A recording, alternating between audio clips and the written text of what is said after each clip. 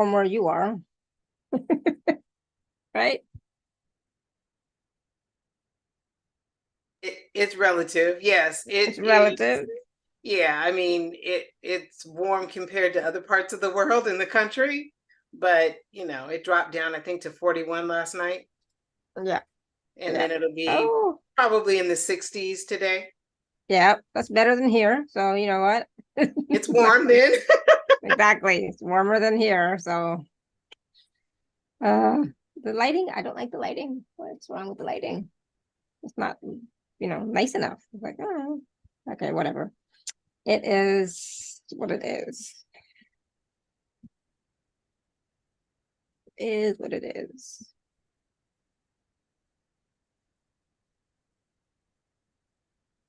Okay, so I think we're good. I'm going to hit record here.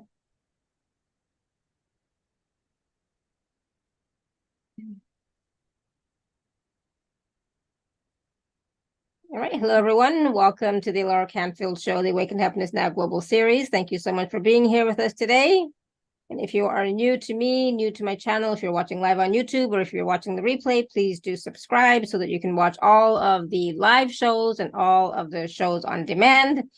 It's my gift, my dear, let me start again. It is my dearest, deepest wish, desire, and intention to bring forward these wonderful speakers who are sharing their talents, their gifts, their wisdom, their teachings, their experiences, their readings, activations and processes, etc., so that we can all thrive, right, and have joy and happiness in our lives.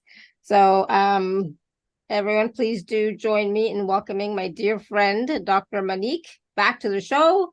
And today, for those of you who don't know, we are going to be talking about empowering your path to abundance, manifesting with ancestral healing, rituals, and guidance.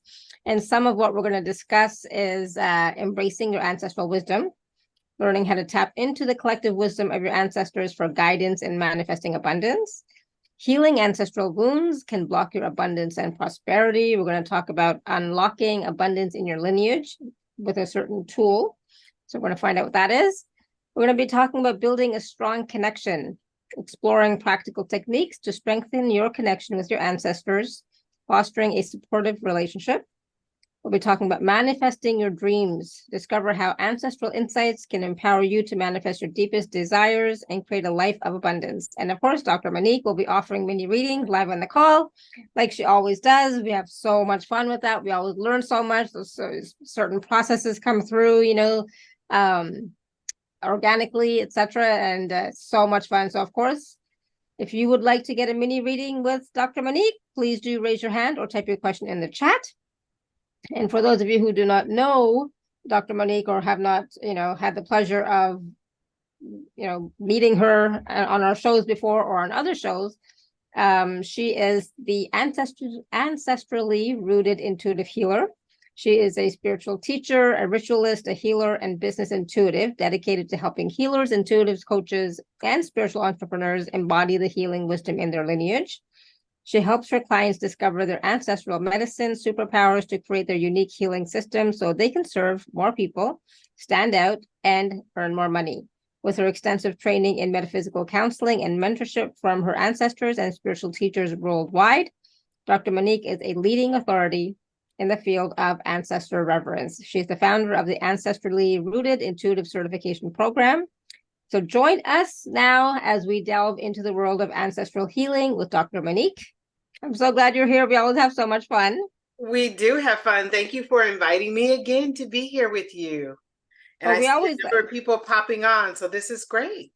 And it's so like we learn so much, we have so much fun, and the readings are always like so spot on and informative, I have to say. So it's always a perfect time. And of course, talking about the ancestors, we just finished in the Hindu culture, we just finished a period of honoring the ancestors, right? So it's a big deal, and it's something that we all do every year at this time. We just finished it, like I said. But it is about, staying connected to your ancestors and also getting the wisdom from them, their energies, their support, their guidance, their love from them so that we can continue to thrive and, have a wonderful life here and now, right? Absolutely. That's beautiful.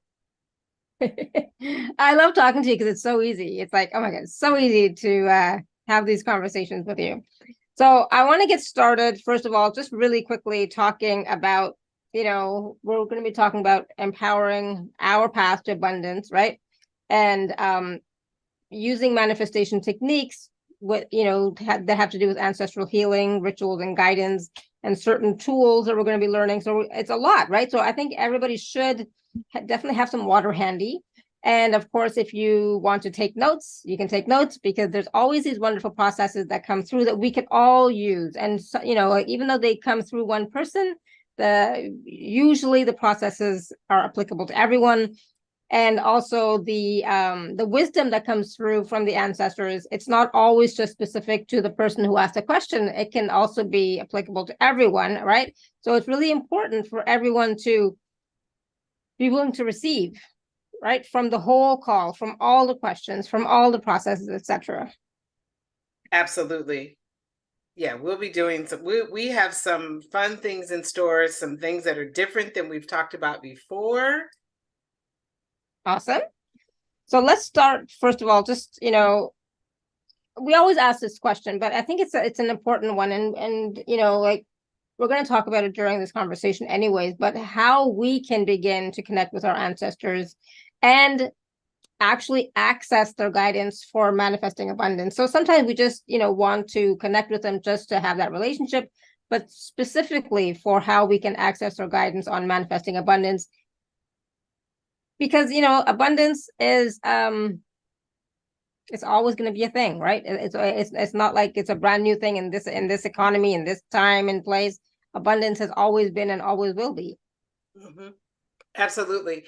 Well, a lot of times people, we've talked about this before, people are focused on the ancestors who are wounded and hurt and have passed to us what some people call curses, which I don't believe in, but they call curses, trauma, and that kind of thing. Well, there are you have more ancestors that are healthy, wise, whole, and ready to support you than you have that are wounded. Right? And so we can connect with those ancestors. All of us have ancestors in our lineage that at some point experienced abundance. It may have been an abundance of love. It could have been an abundance of land, abundance of opportunities, an abundance of healing. It could be an abundance of money. It could be an abundance of food where they were able to share food. We have ancestors that have experienced abundance. And those ancestors, when they see us struggling, when they see us going without, when they see us in fear about whether or not we'll have enough of something, whether it's enough love, enough opportunity, whether it's enough money, whether it's enough time left on the planet, anytime they're seeing us wallowing in scarcity, they want to reach in and help. But ancestors don't force themselves upon us. We have to invite them in. We have to let them know that, yes, we do want your help. Please come. Please help us. Please open the door. Please show us a path. Please bring these opportunities to us. And so we work with the ancestors by, first just talking to them as if they were already sitting in your living room. One of the things that I noticed lately is that a lot of the ancestresses in family lineages are saying, meet me in the kitchen. Let's have a cup of tea. Let's cook something. So your ancestors are always around you, and you invite them in by acknowledging that they exist. Now, some people will say to me, well, I didn't have a good relationship with my mother, or my father was absent, or, my grandmother wasn't a very nice person. We're not really talking about your immediate ancestors. You can connect with those. You can do the healing work with those. That's not really where you want to start. You want to start with these healthy, whole, healed, resilient, courageous ancestors who are ready to work with you right now, because as you collaborate and work with them, they can heal the ones that are having some of the challenges and trouble and problems. But for now, they can work with you help you in your life right now. And then if you say to them, you know, my mother and I had challenges, or my grandmother wasn't very nice to me, or my father abandoned me, or something along that line, you can ask those ancestors that now have been collaborating with you to help heal the pains that were caused by those life experiences. But where we want to really start is with these healthy, heal, and hold ancestors, and asking them for guidance and support. So of course, if you don't know who they are, like I don't know my great grandparents' names or anything about them, can we just say, call on any ancestor who, you know, had experience with, or a good experience with abundance, for example? Yes, we can call upon any ancestor. We don't have to only call upon the ones that we have names for. And we know that these ancestors exist because we know that we had two parents, and they had two parents, and they had two parents, and they had two parents. You know, we know that we have thousands of people in our family lineage or more. And so you don't have to know who they are. You can just ask the ones, like if you're, let's say you're a healer and you're finding that things are a little stagnant in your business. Maybe you are wanting to take your clients to another level, or maybe there's a client that just isn't moving the way you want them to move and you're not sure what direction to go with them. You can call upon your healer ancestors.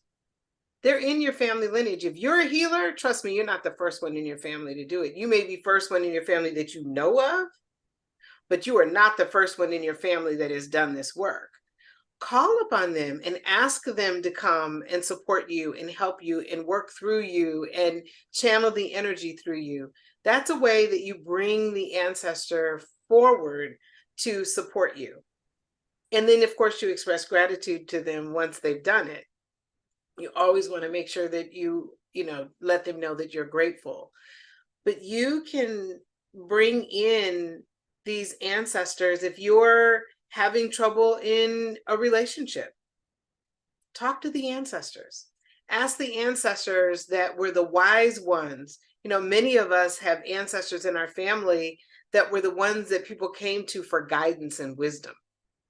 Invite them forward. Let them know, these are the challenges in my relationship. I need support. I need help. Now, one of the things you have to be careful of is being stuck in it has to have a certain outcome. So a lot of times it's like, help me with my marriage and make sure that this person never leaves me. Well, you can't control the outcome, but what you can do is work with them to have the best outcome from whatever the situation is, and be open, because it could be something even better than you ever imagined that they are able to help you create. And now you are stuck in it has to be this certain way, so you miss out on that beautiful opportunity. But being open to your ancestors delivering in a way that is going to be the best for you, that doesn't mean that you can't ask for something. But what it means is if you get something even better, you don't want to sit back and go, well, no, I don't want that. I had a client that was telling me that she wanted to take her entire family to Disney World because her kids always wanted to go, and now they're grown and they're grandkids. And so she wanted to do this big trip. And she was focused on, I got to make the money. I got to make the money. I got to make the money to go. And she was asking the ancestors, I need money. I need more money. And I said, stop, focus and talk to the ancestors about that trip. Have a conversation with them about, I'm looking forward to doing this and that. Spend some time looking at all the things that you're going to do while you're on that trip. Talk to the ancestors about how you want to go to this place or that place, and the looks that you want to see on the faces of your children and your grandchildren. Ask the ancestors to help create that. I said, because here's the thing. If I dumped a lump sum of money in your lap, that would be exciting to you. But what if I told you, I'm just going to give you the trip? Are you going to tell me no? You're going to tell me I don't want to go because I need to earn the money? No, that's not what you're going to do. you need to go ahead and take the vacation because I'm gifting it to you. Well, it turns out that she ended up winning a trip to Florida, to Disney World. And she ended up being able to take the majority of her family, and then she was able to pay for the rest of the people to go because she received this trip. Wow. And that's what we're talking about, talking to the ancestors, asking them for support, but not being stuck with how it's supposed to happen. And not being stuck on it had, in her case, she had to be the one to pay for it, was really where she was stuck at. And what we were doing is opening it up to, this is what we want to experience. Right. So that's an example.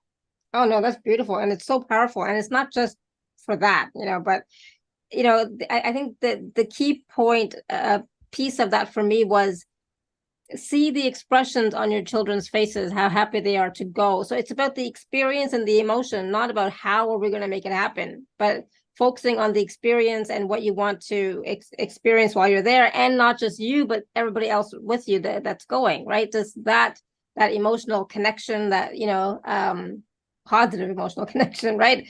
All of that I think that is what makes the difference, because the other stuff gets you kind of stuck in the how and the limitations and the restrictions, and and just playing in your head and getting all frustrated and negative and blah blah blah, right? So yeah, and by the way, was she beautiful. flew first class. Wow, even better. No, that is amazing. I love that. And again, it was just about her having a conversation with the ancestors, and saying, this is what I would like to experience, right? And then allowing it to unfold however it's going to unfold. Right. And that, and there's a certain, there's a process that I gave her for having those conversations, but really having those conversations. And anyone can start right there, right? Anyone can start with having the conversations. There are other tools that we can use along the way that allow us to manifest it faster and have a more intense, manifestation. But anyone can begin there. Yeah. Just begin having the conversations and really being focused on the experience, as you mentioned, really focus on the experience that you want to have. And not so much focused on it has to happen a certain way. And I've seen, I have a number of examples of people who have manifested things that they never even imagined that they would manifest. And so this is how we begin to tap into the collective wisdom of our ancestors, right? Yeah, this is the beginning. That is, the first step is these conversations. Be in conversation with your ancestors, acknowledge them, thank them for what they created, for the foundation that they set for you to be where you are right now. Even if it isn't where you want to be, thank them for setting the foundation for where you are right now. And right now you're receiving the information you need to begin to have a different life experience. So thank them for bringing you here to even hear this, right? Thank them for allowing you to connect with them and bring their wisdom forward. But that really is the first. A lot of times people think, well, I need to do certain practices, I need to be careful, all of that. Well, you just need to set the intention that the ancestors that you are communicating with are the ones that most want to help you. Mm-hmm. Period. Mm-hmm. You don't worry about all the others. Those are the ones that most want to help you. Now, does it mean that there aren't some ancestors that have some things that could get in the way of you manifesting? Absolutely. It doesn't mean that they're negative or they're a curse. Oftentimes our ancestors are protecting us. They love us that much that they want to protect us. You may have an ancestor that was a phenomenal healer, but for some reason, at some point in their lives, they were betrayed or they were abandoned or they were abused as a result of it.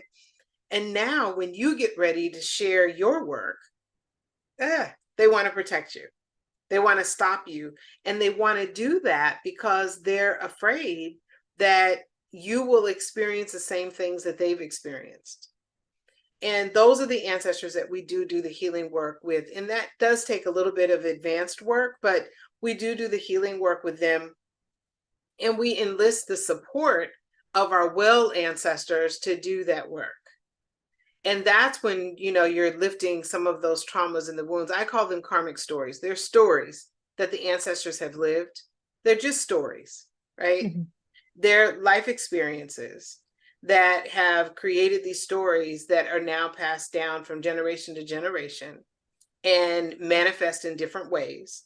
And sometimes those stories need to be dissolved, healed, released, let go of, cleared, in order for that story not to continue from generation to generation to generation. It also needs to be cleared so that it isn't impacting the way you are manifesting the things that you want.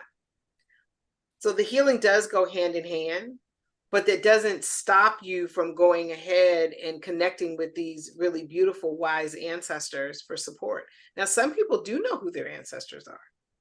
Some people do know they have ancestors. I have one friend, she has an ancestor that predicted an earthquake and it turned out to happen, right? And so that ancestor is one that had some psychic abilities. And so she knows that if she's dealing with clients or something, she can call upon that ancestor. Some people know that they had ancestors that were healers, or maybe they were doctors or nurses or midwives. Some people know that they had ancestors that served in the military. And of course, that brings about some additional karmic stories that may need to be healed, but it also, in many cases, there are ancestors that have done that have this fear and this courage and this fierceness about them. And so we have ancestors throughout our entire family lineage that have done different things that are ready to help us. But you don't necessarily, you know, if you know who they are and you have the information, then you can connect right in with those ancestors. If you don't know who they are, just know that they're there. Just know that if you're struggling with something or you're having some difficulties, there's an ancestor that can support you, because that ancestor more than likely had some similar experiences that you did, and now they're ready to help you. Awesome. Thank you. And that's the thing. It's like what we're experiencing is not new. I mean, our ancestors have experienced a lot of the same things, right? Maybe not to the degree or the, you know, the effect that we are, but they have experienced a lot of what we have as well. So definitely having that extra support system can be helpful so that we can continue to move forward in our life and our journey. But I want to talk a little bit about some of the misconceptions that there are about working with ancestors, especially in the manifestation process, you know, and how that we can clear those or dispel those myths or dispel those misconceptions so that we have more clarity about how it actually works with regards to manifestation, you know, whether it's abundance, whether it's a relationship, whether it's something else, physical even, right? So can you tell us a little bit about some of the common misconceptions that you've seen in your clients having about working with the ancestors in the manifestation process? Yeah, some of them are ones that we've talked about. I don't know my ancestors. Another one is all of my ancestors were horrible people. I can guarantee you they were not. Now, that may have been your immediate experience with some of your ancestors, where you had ancestors that weren't the nicest people. But overall, all of your ancestors are not negative, right? They are spirits that have gone through their transformation, and they are pure love and light, and they're ready to help you. So that's one. Another one is, as I mentioned, you know, all of my ancestors past were curses. I don't have any interest in connecting with my ancestors. All they did was bring me negativity, right? The reason why I'm suffering, the reason why I'm struggling is all my ancestors was, you know, full of curses. Ancestors, as I mentioned, in my experience with working with people all over the world, and I mean thousands of people, what I have found is that the ancestors have stories just like you and I do. We are not a curse. We are filled with stories and experiences, and sometimes those stories and experiences are as a result of what our ancestors have experienced and passed to us. And now we have taken those stories and we have turned them into something that is maybe the same or something a little bit different. Maybe we've even healed those stories because we're clear that we don't want to pass down a cycle of abuse. So we've done the work so that doesn't happen. Or in some cases, addiction. We know that there's a pattern of addiction. We want to handle that and change that and heal that. And so we do. But your ancestors are so much more than these wounds and these curses that people always say that they are. They have so much more to offer. So that's often a myth, that people really believe that their ancestors are just filled with curses. Another myth that people have is, I can't work with them because it's dangerous. So I get a number of people that come to me and say, oh my goodness, working with ancestors is really dangerous. And I can't work with my ancestors because I don't know how to protect myself. And working with your ancestors is not dangerous, because what I said before, you always want to set the intention that you are working with your kind, loving, wise, resilient, courageous, beautiful, kind ancestors. You just set that intention that those are the ones that you're inviting in, and that's who you receive. That's who comes. And they will make sure that the others don't enter in without your permission. You don't have to worry about that. You don't have to have a special way to do it or anything like that. The other one is, I get people that will say, well, I don't really want an altar in my house because I don't want these negative ancestors to come in. And if I put pictures on there of ancestors that were not very nice, and I say, don't put the ancestors' pictures that you really had negative relationships with on your altar. Only put the ones on your altar that you either know, and you loved and enjoyed, or the ones that you didn't know, but you know of them, or you may have their pictures, but you didn't really know them. Put the names of the ancestors on your altar if you don't have photos. If you don't want to do that, or you can't do that because you're not connected, then you just put, great grandmother, great great grandmother, or you just set the intention that you're honoring all of your lineage, and you're specifically honoring those well and healthy whole ancestors. And that can be done by a glass of water and a candle. Just that simple. It doesn't have to be anything fancy or anything like that. So that is another way that you can honor your ancestors and bring their wisdom forward. So those are the myths.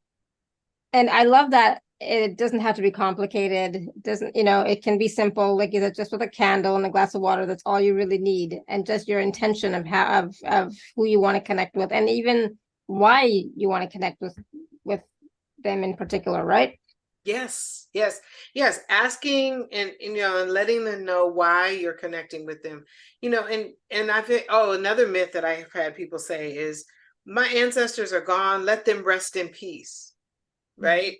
I'm not disturbing them with my problems and my challenges. Your ancestors, part of their spiritual contract is to come back and help you, is to support you, is to guide you. And it is their biggest joy to help their descendants experience something different. So think about it. If you're a grandparent or even a parent, you want better for your children than you had. Yeah. And you want better for your grandchildren. And in many cases, you'll go and do whatever you can to create better for them. Same thing with your ancestors. They want better for you, and they're willing to do the work to help you. And it is their biggest joy to do that. You'd be amazed at when I connect with people's ancestors, how excited they are. I mean, I've had ancestors that will come dancing into the room, because they're so excited I've seen ancestors create celebrations when someone is connecting with them for the first time. The ancestors want to connect with you. They want to help you.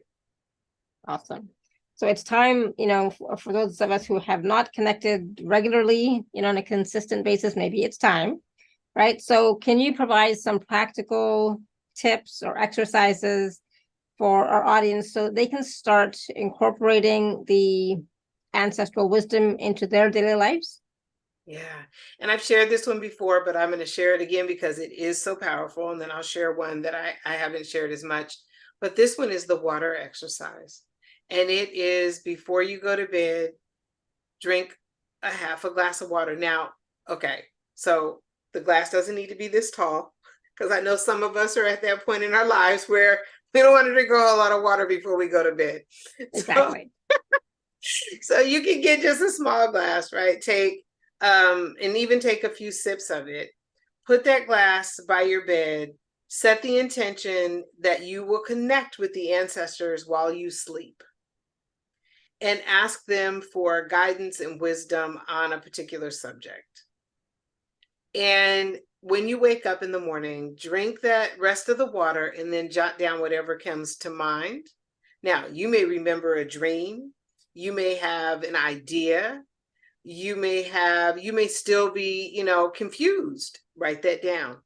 Write whatever is on your mind and do this practice over a period of time.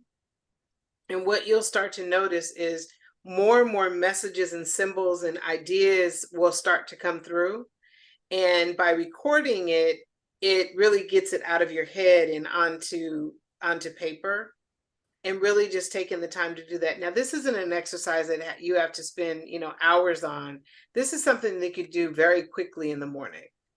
And this way you start to build that connection with them, and it's letting them know that you want to connect and you want to partner with them.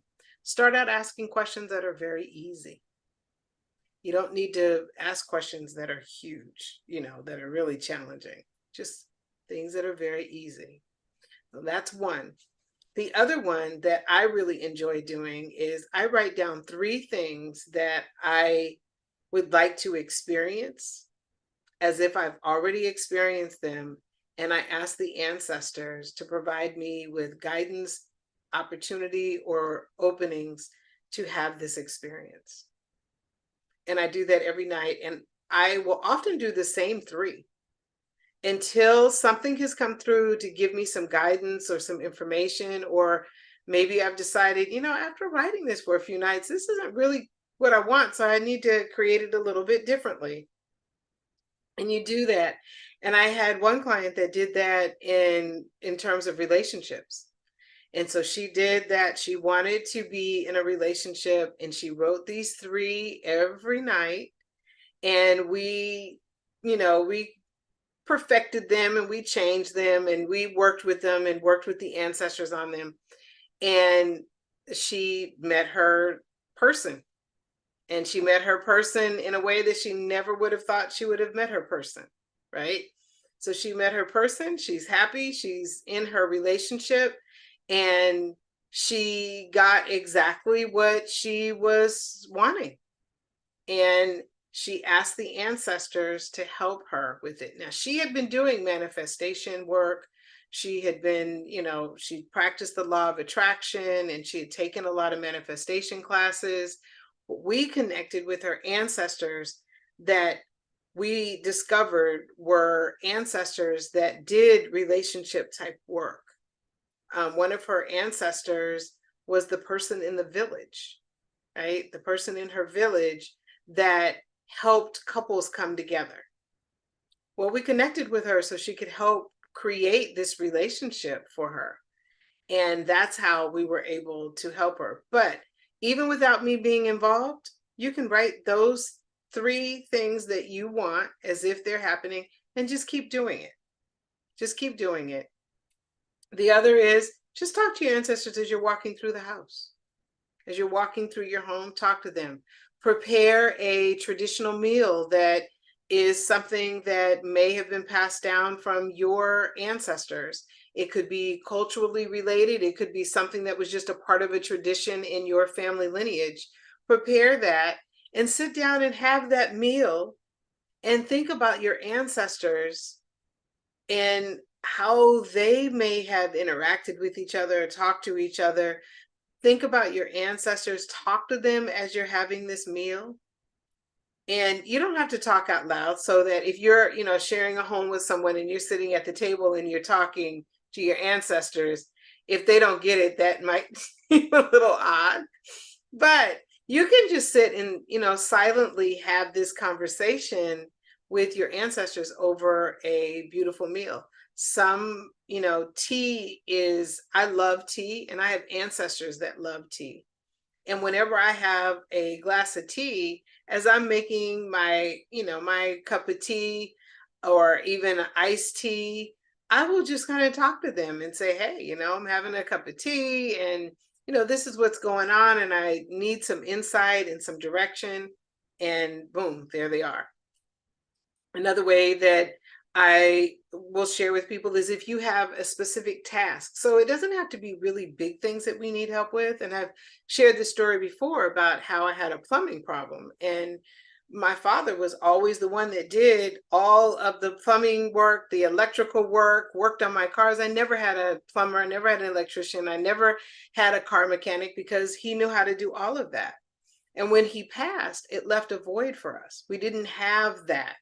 And we had to now start to hire people and depend on people.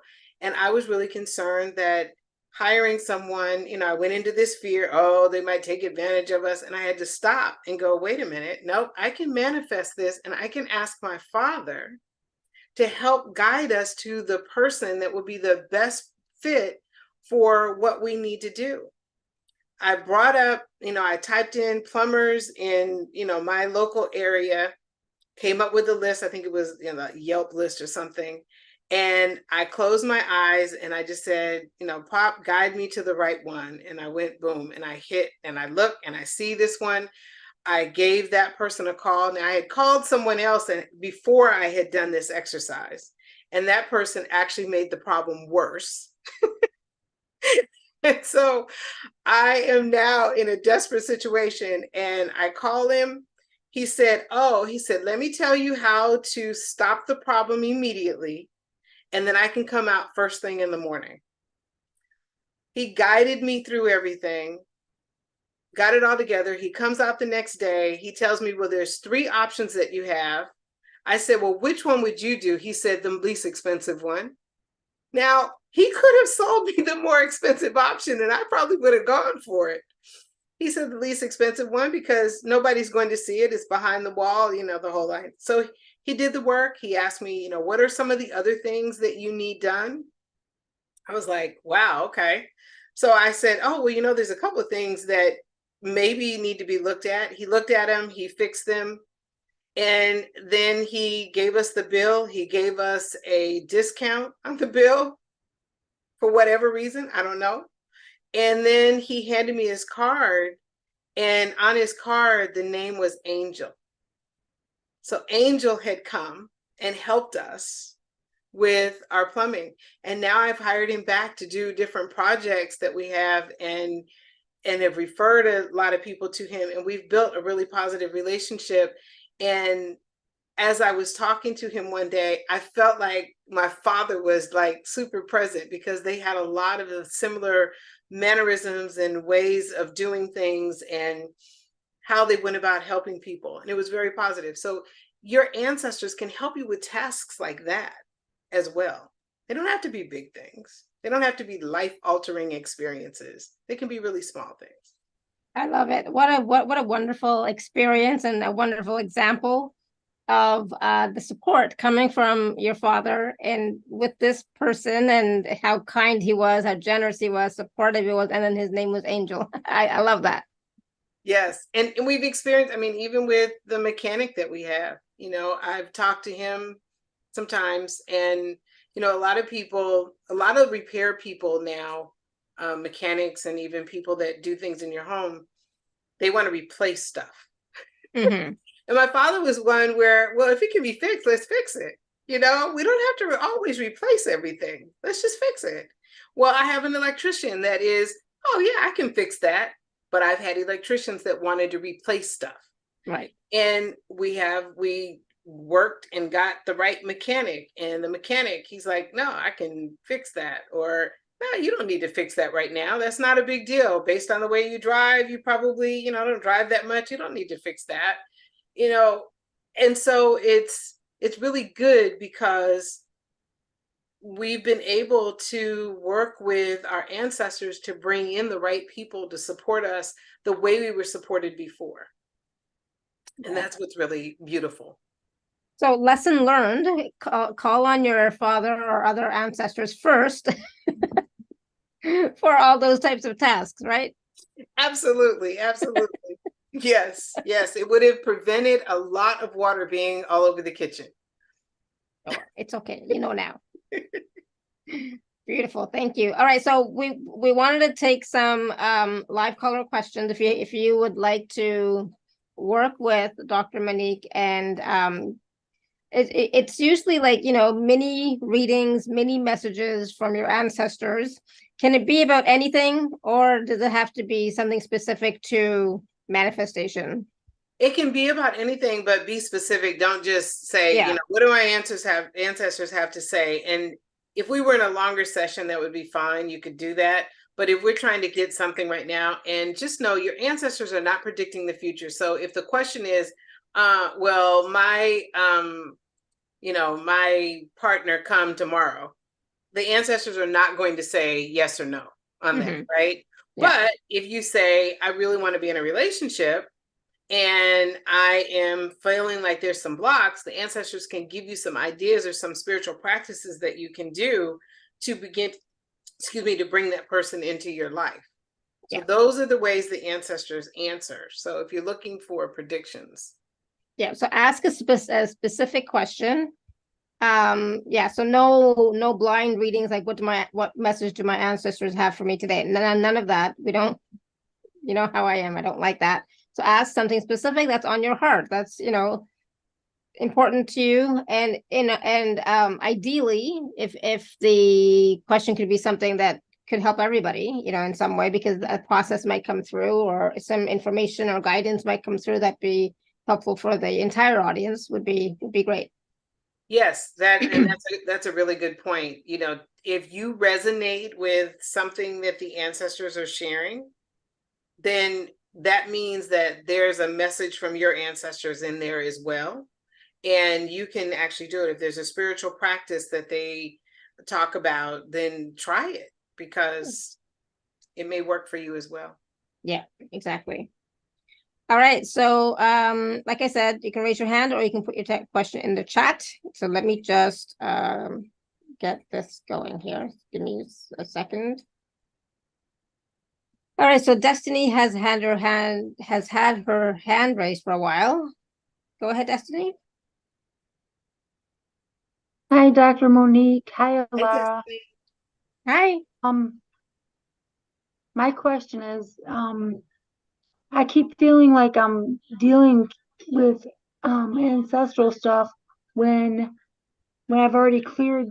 Like, I could tell you exactly what is going on in my body based on what I had cleared in the past, or what's trying to come back. And I'm wondering how I ask my ancestors to help me clear this out once and for all, because I know I've already done this work. Well, maybe it's time to start connecting with the ancestors that are healed. Instead of connecting with the ancestors that are wounded and trying to heal the stories that have been passed down that are causing the challenges in your life experience, now it's calling in those ancestors that are healthy and whole and happy and ready to support you, and asking them to help you with what you want to experience. See, sometimes we'll say to them, oh, help me remove this wound, help me have more money. But really go to, what is it that you want to experience?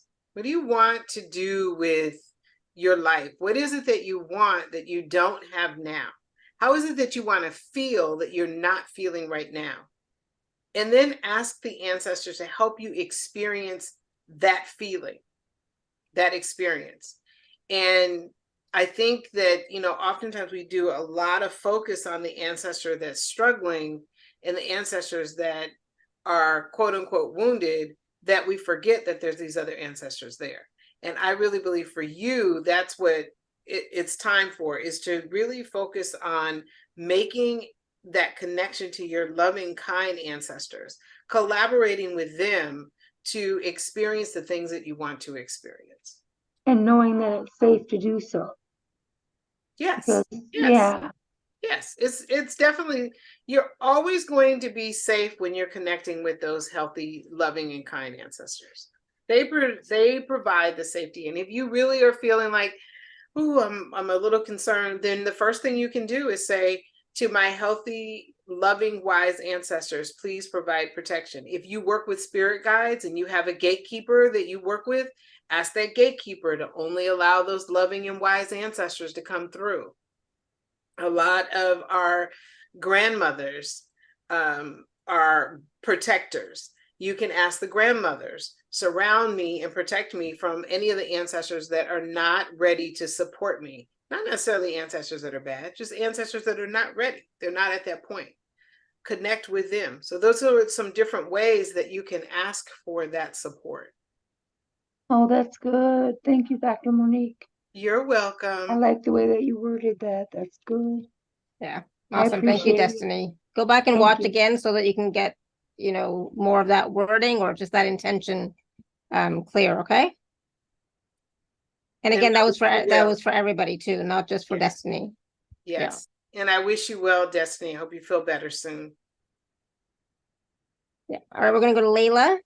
Layla, you want to unmute? Hello. Hi. Hi. I would like to live in a spiritual community, not necessarily based around one religion, but, people who are on the path and spiritual. And I would help to, first of all, be the person that would be a match for that. and where that would be and how that would be created, or if it's already created and I would move into it. I would just help with creating that in my life. Beautiful. That's beautiful. Do you believe that you're a good match for that? I feel afraid to let people really see me, and that I may have wounding that will come out inappropriately in relationships. Okay. Well, this is great. So if you kind of stay to the end, that is one of the programs that I am offering about fear to freedom. Okay. What I would say is the first place you would want to start is working with that fear, really releasing the fear. I asked you that question because that was where I sensed the challenges for you experiencing that spiritual community. The spiritual community that you're looking for exists. And you could be the person that enriches that community.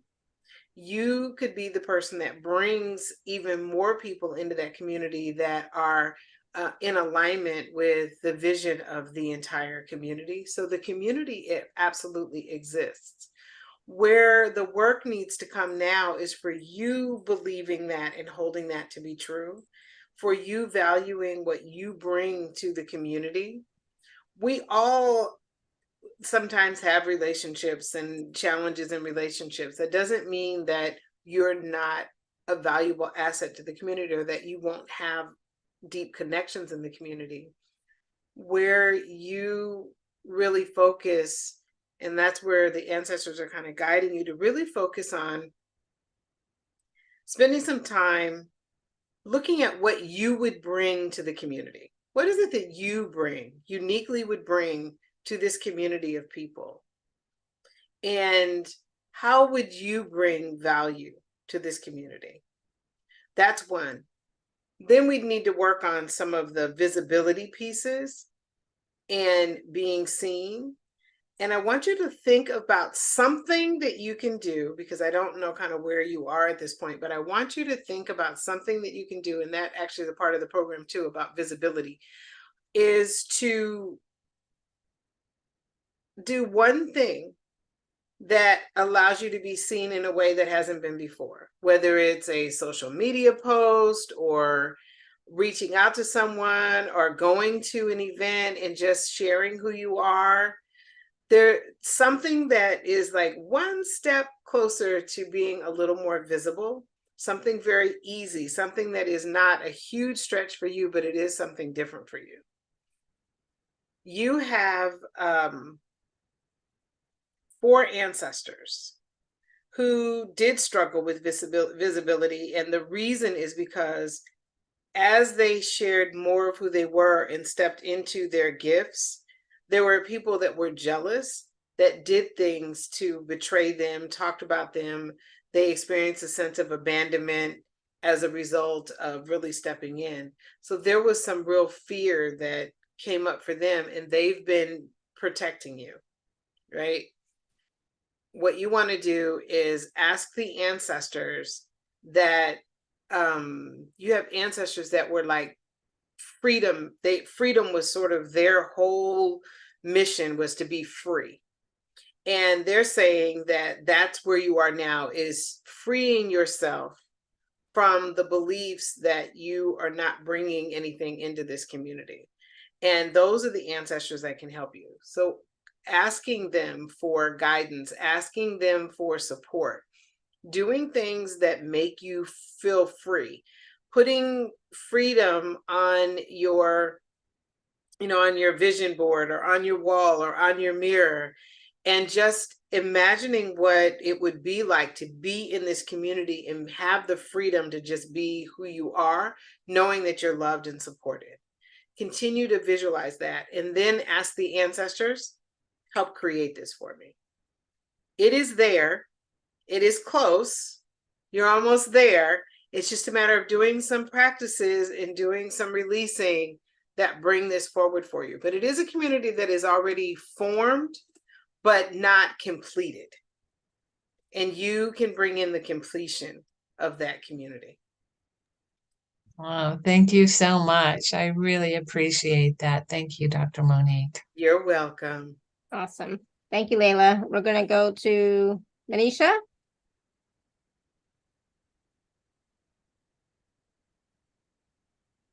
Thank you, Alara. Thank you, Dr. Monique.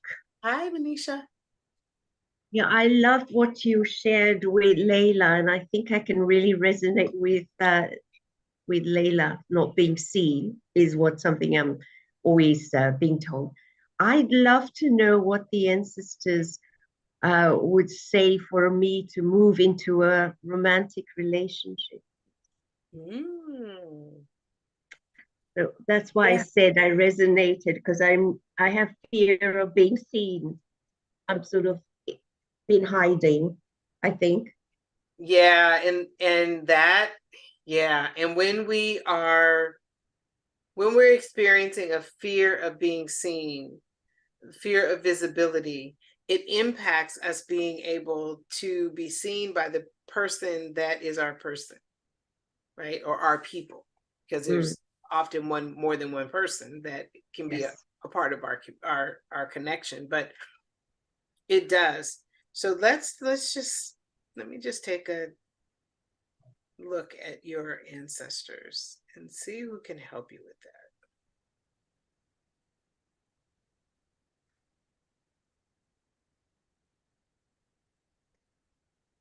You have a wise grandmother on your mother's side, four generations back, who is saying, and this is a male ancestor, who is saying, you have such a beautiful heart, and where you could do some work is trusting your intuition and your heart. That for you, there's a real connection. And right now, it's sort of separated. It's like, you know, there's the heart and then there's my intuition. And he's saying that you want to unify those, and that your heart can help you and can guide you, but your intuition will let you know who the right people are to connect with. And he's saying that there are options out there for you, right? There are a number of options. It's not just, oh, there's one person that comes to you. There's options for you in terms of the partners that can come in. And so if you're thinking of, oh, there's only this one person, no, there's options, and some options will be closely connected to what exactly you want right now in your part of your life, and some may not be, but they're not bad people. They're just giving you options. That is the abundance that your ancestors can bring for you, is an abundance in terms of options that then you determine what is the best fit for you. You come from a long line of very, very intuitive women specifically. And somewhere along the line, that intuition piece has been cut off, and it hasn't been used in a way that it's really trusted. And they want you to practice trusting your intuition.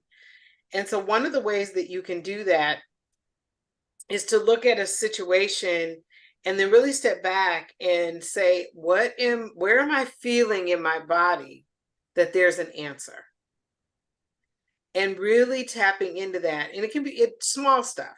It doesn't really need to be anything really big, but just really tapping into it and seeing where it's showing up in your body, and being conscious of the sensations of your body, because your intuition is going to come to you through sensations in your body.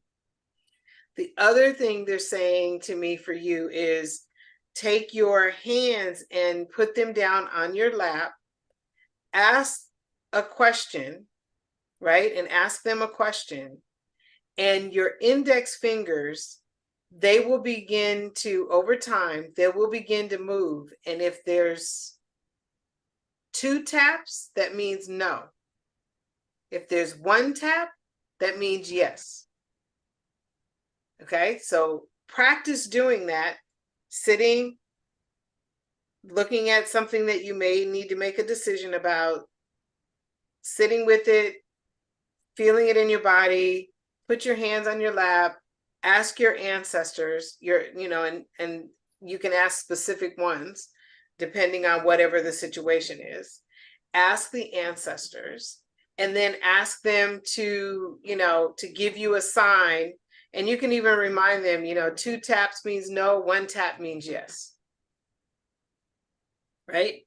And that is a good way for them to be able to connect with you. Thank you so much. You're welcome. The last part just gave me chills, because thank you so much. And Alara always says as well, where in my body am I feeling something? So, it's like you're reinforcing what Alara had said to me or in the group call a while ago. So exactly that. And Alara is pretty powerful and wise. She's absolutely, she is. Yes. That's why I wanted to offer or give Alara the credit as well, because he always said that. Where in my body am I feeling, Keep working with her on that. That is a definite for you. That is definitely a connection place. But I also really like, thank you, Manisha, but I also really like the fingers, right? The 1 for no, or whatever it was, 1 for yes, 2 for no, and practicing that, because that's going to help you strengthen the trust in yourself and trusting in your intuition. This is exactly because I weirdly enough, where I can say I'm intuitive is whenever I'm watching anybody, I always know the next word they will say. So, they're sort of trying to reinforce that it. Yeah, exactly. Trust it and believe in it. And it's not just trust it, it's but trusting yourself. Yes. Myself, yes. Yeah. Myself, yeah, absolutely. Thank you, Dr. Monique. Thank you, Alara. Thank Yeah, you. You're wonderful. Thank you, welcome. Manisha. Thank you.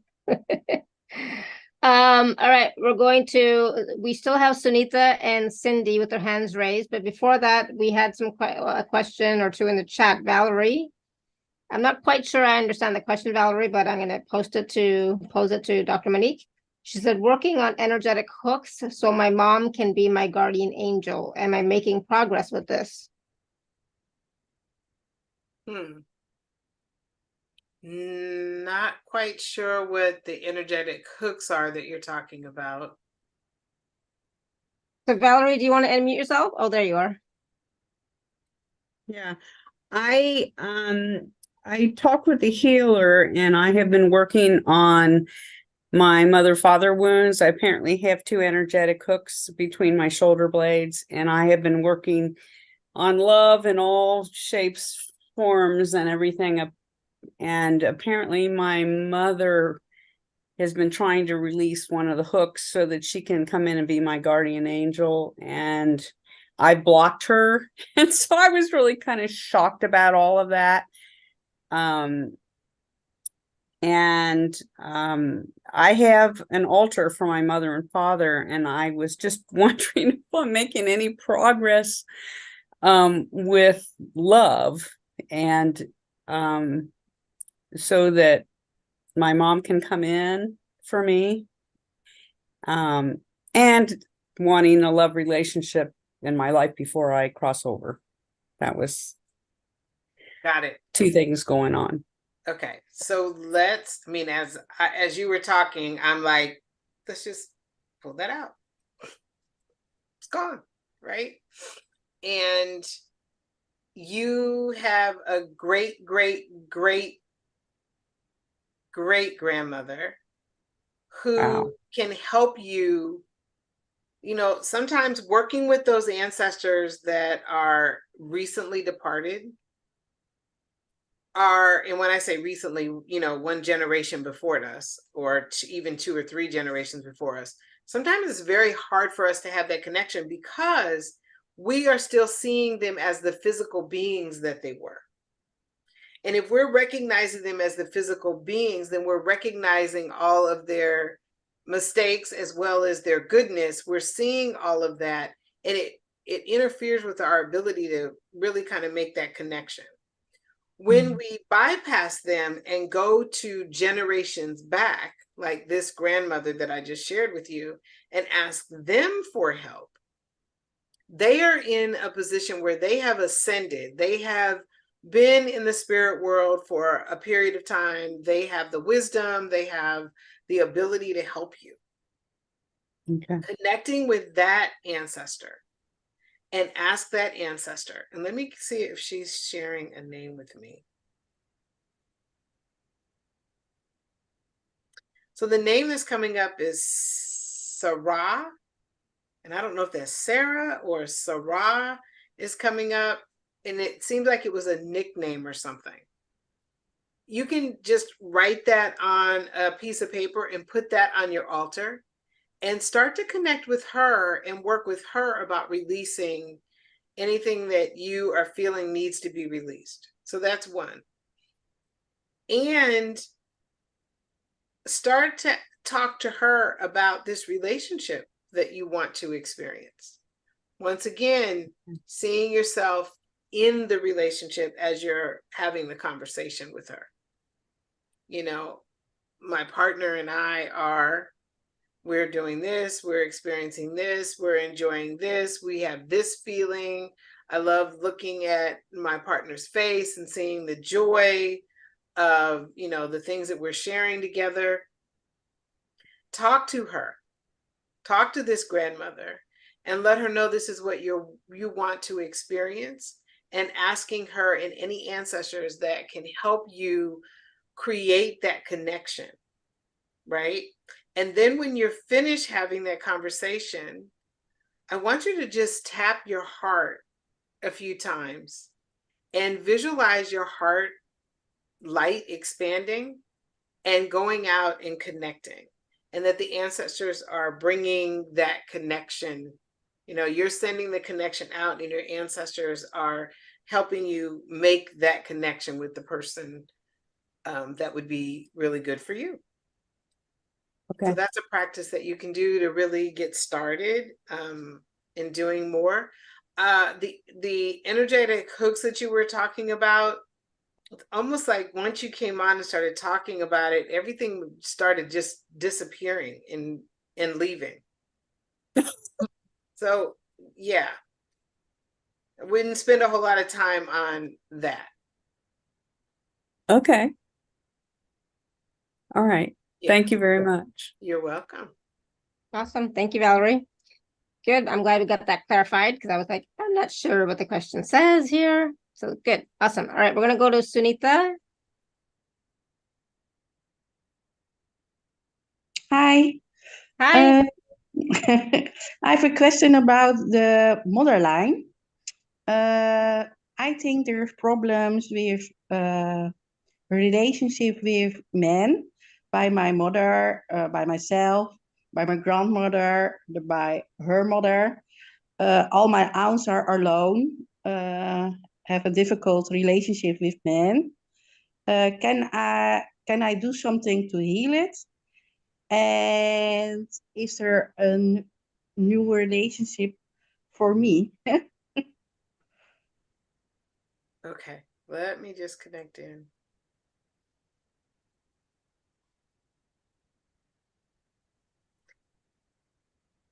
The interesting thing that came forward is it wasn't about healing the wound for the women in your family.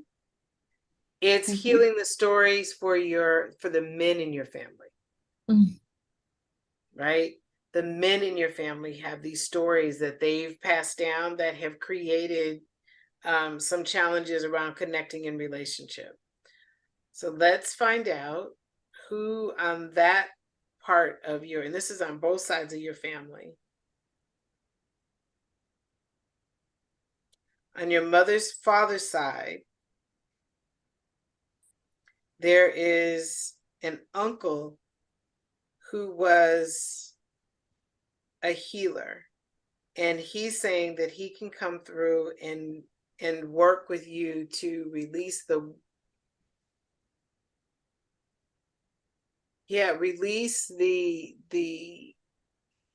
conflict, the male-female conflict that is taking place, that has created some challenges with being able to sustain relationships. And he's telling me that part of it is that the women in your family lineage are very powerful women. They are women who are seers.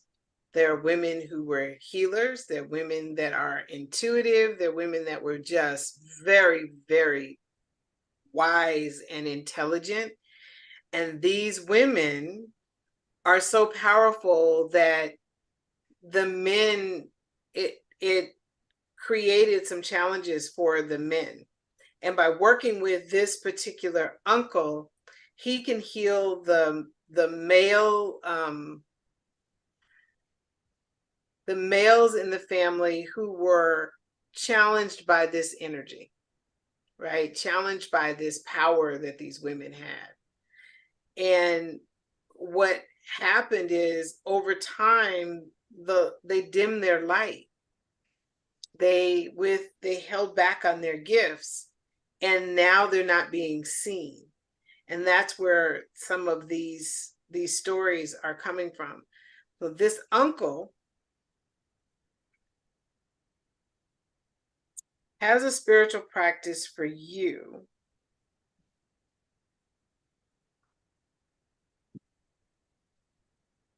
He wants you, if you can invite any of your family over, but if you can't, that's okay. He wants you to create a traditional feast, and with some traditional dishes, and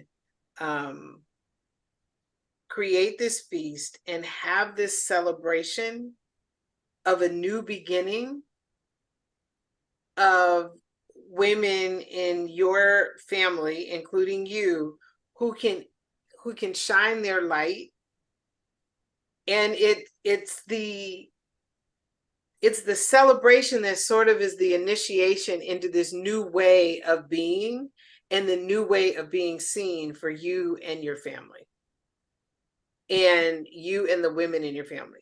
And that means that if you can do it with other family members, you don't even have to tell them what they're doing. You're just inviting them over, and you are setting the intention that with this uncle, that this is the opening, this is the beginning of this new way of showing up and being seen in the world as women, to now attract men who are perfectly okay with your power.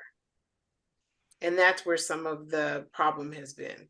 These men have really had a challenge with being able to really appreciate the power that you have.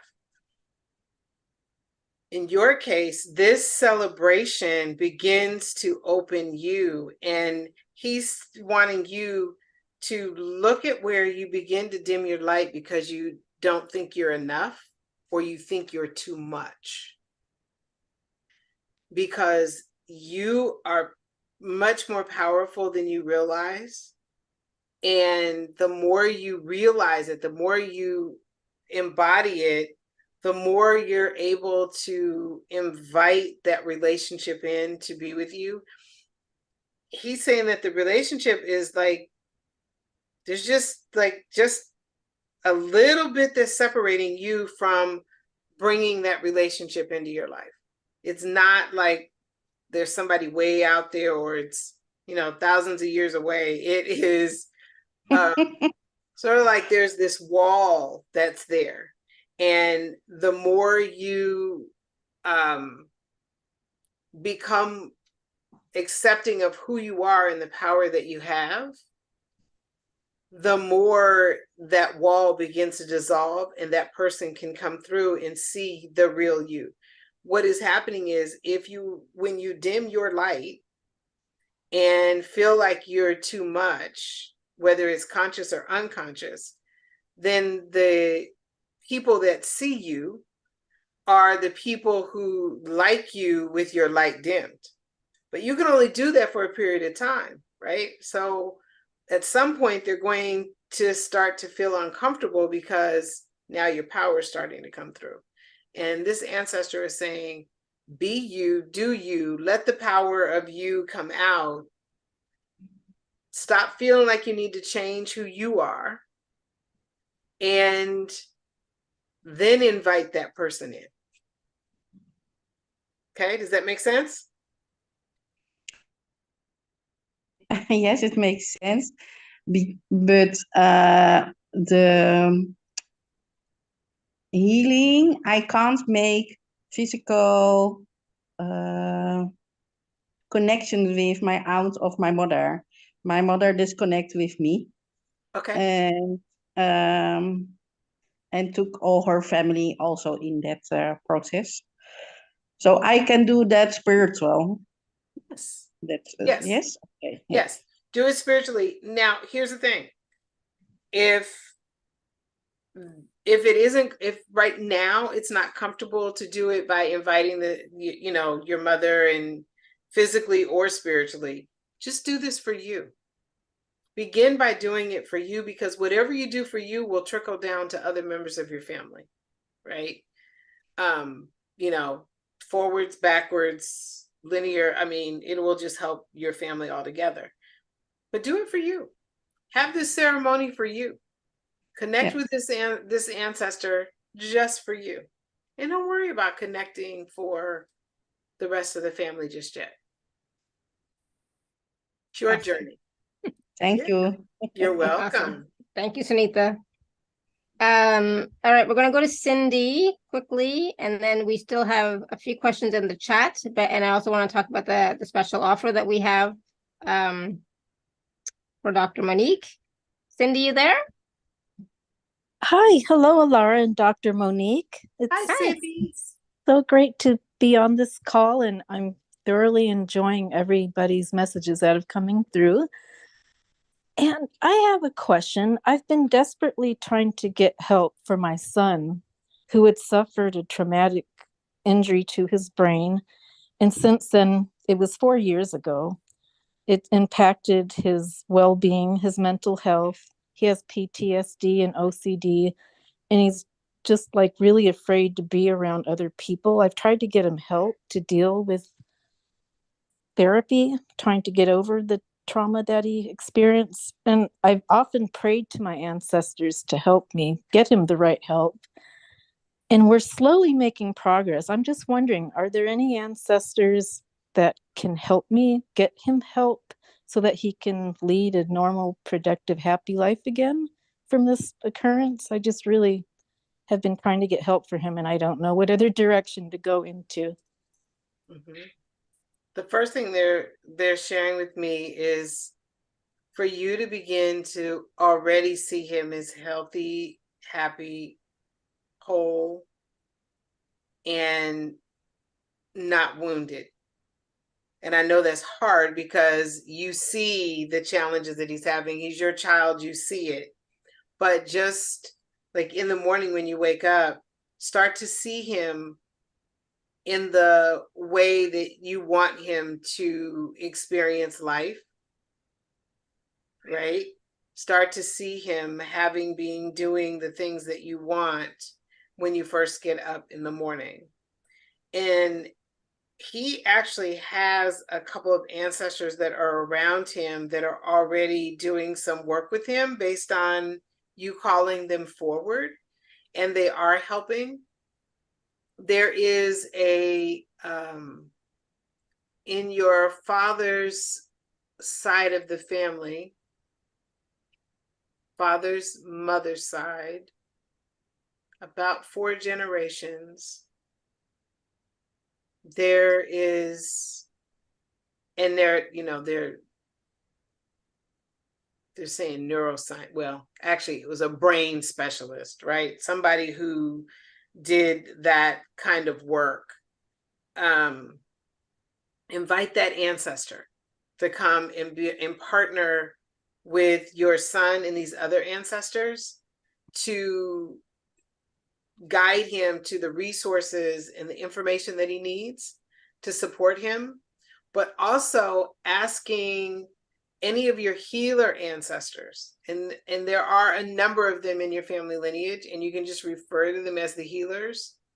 Ask the healing ancestors, the ones that provide and can support with the healing, to come through and help him and support him with his healing, whether it's them providing healing or him getting it from somewhere else, just asking them to provide him with the healing.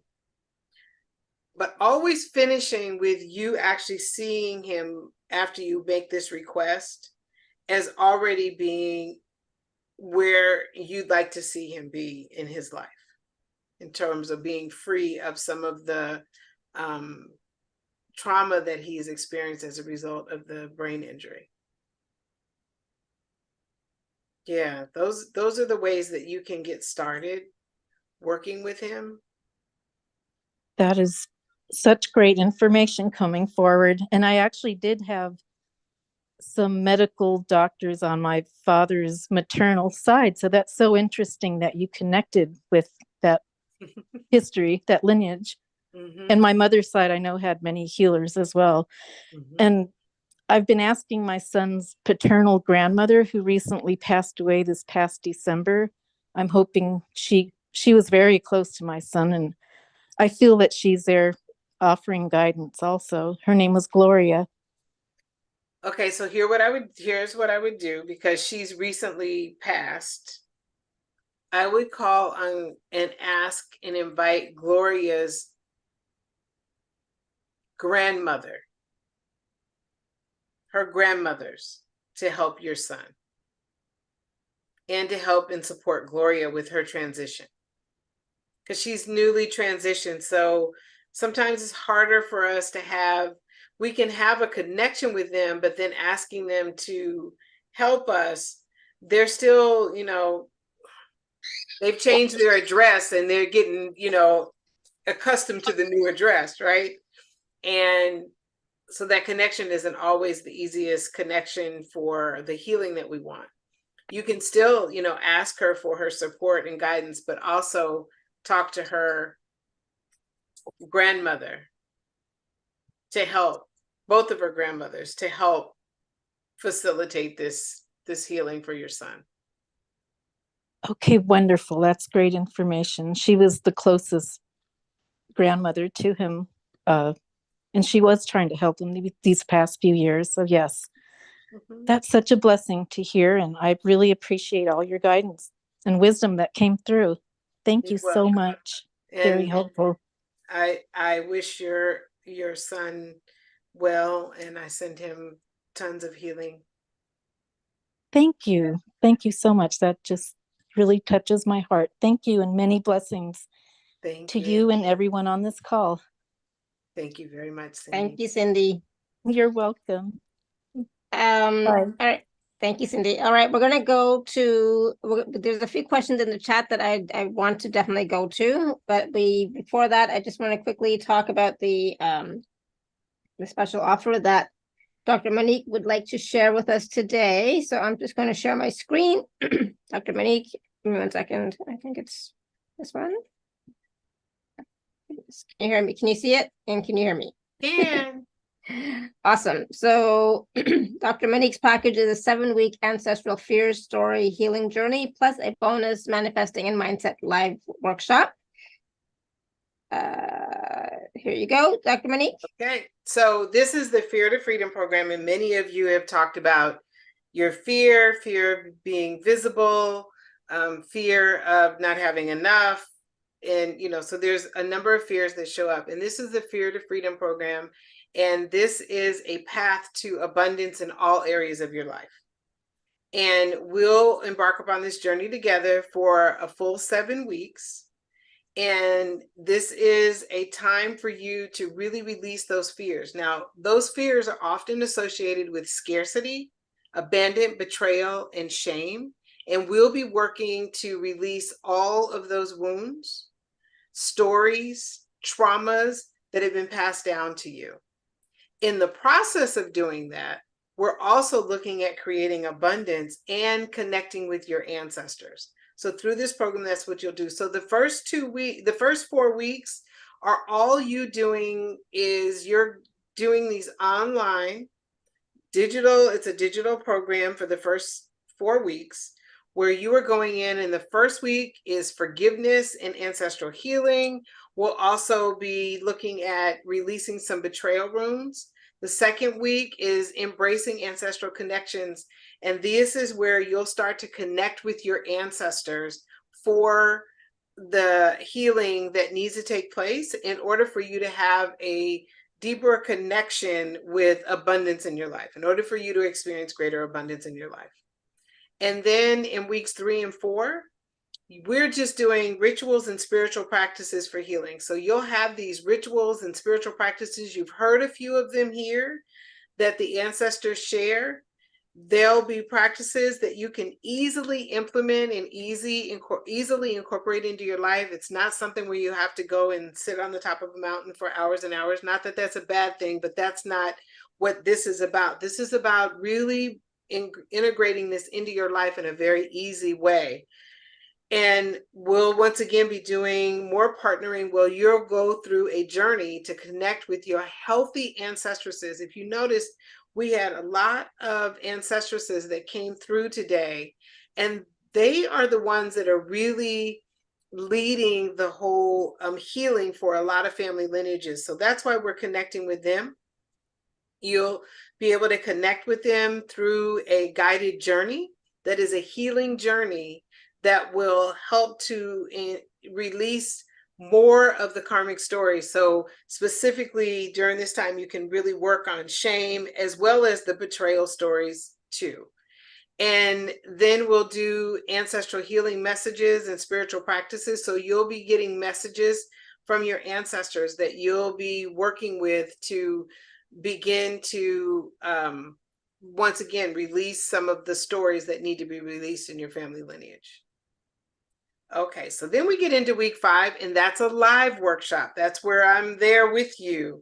This is the workshop on releasing abandonment and rejection, because that is one of the big fears that people have when they're experiencing fear, is that they'll be abandoned, they'll be rejected, people won't want to include them in their lives. This is where we will actually break down those wounds, and we will heal all of those stories, and connect with the ancestor that is most ready to help you release those stories. And we'll go on a deep journey during that session as well. There'll be some learning, but then there'll be this deep journey, and we'll go through that journey. If you're not able to attend the live workshop, that's okay. The healing will be just as powerful in the replay, which you will have access to. And then in week 6, we'll have the Embrace Your Ancestral Medicine live workshop. And this is around visibility and the courage to share your story, to share your work.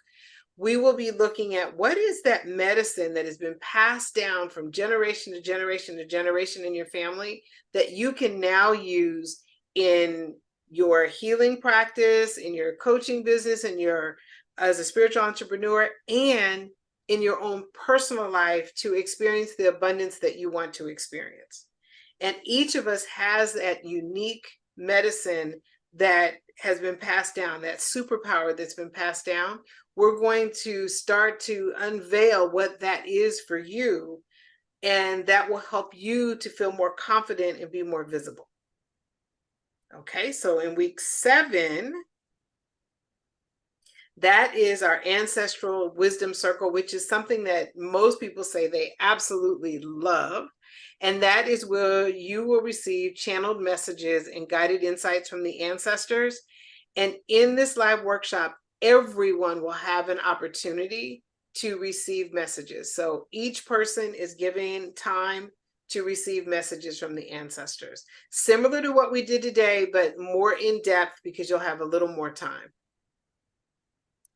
And then we have the bonus week, which is the mindset and manifesting. And that is where I am really going to give you some manifestation tools that you can use with your ancestors to manifest and to create the kind of abundance you want in any area of your life. It could be abundance of relationships, love, opportunities, travel, money, business, clients, whatever it is that you want.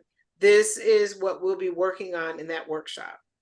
So all of this entire 7 weeks is about helping you to be more visible, helping you to release the fear, helping you to create a greater level of abundance in your life. And it's a 7-week journey. The last 3 weeks of the journey are personally with me. The first 4 weeks you'll be able to go into your own portal, and you'll be able to work at your own pace and go through the first 4 weeks of the workshop. I'll be dropping in little messages to you and words of encouragement. I'll be sending you different ways that you can manifest, some of the things that you want, different practices that you can try along your journey for the first 4 weeks. And then the last 3 weeks are you and I working together live. The bonus session that I mentioned, that bonus session is going to be in January. And that will be sort of a way to kick off your year in the state of manifesting and in a mindset to create greater abundance in your life. And what I'm offering that I hadn't mentioned to Alara, but I'm offering this. If you take action and join and participate with us and sign up within the next 48 hours, I'm going to include the poverty healing workshop in your bundle. You'll have access to this online program where you will be able to log in and go through the poverty clearing program. It is a 4-week program where you're clearing any poverty and scarcity wounds that may be in your family lineage, any scarcity stories that you may have experienced or your ancestors have experienced. You'll be able to work on that while you're working in this program, and it will easily fit in, so you won't have to feel like I'm overwhelmed and there's so much to do. There's short, exercises that you can do. There's short videos. The meditations are not real long meditations that you can do that will actually intensify and accelerate your path to abundance. And that is available for the people who sign up within the next 48 hours for this 7-week program. Awesome. Well, that's an extra special bonus, surprise bonus that I didn't even know about. So thank you. So please do use this coupon code ALARA23 in order to receive the package at this rate of $333. Okay, otherwise it's $497, right? So if you would like to receive this discounted price of $333, please use the coupon code ALARA23, and please do purchase within the next 48 hours so that you can receive this wonderful special bonus of the poverty clearing 4-week workshop as well. Awesome. Thank you. And just so you know, you'll have access to this program for an entire year. You'll be able to go back at any time and do any pieces of it. All of the recordings will be in your portal where you'll be able to log in. All of the information will be there. Both programs will be available to you for the next year. Awesome. Good. And that's long enough for us to go through it once, twice, even 3 times. Exactly. Good. Thank you. All right. We are going to there were some quick questions in the chat that I wanted to quickly take. But Gail, did you have a question for Dr. Monique?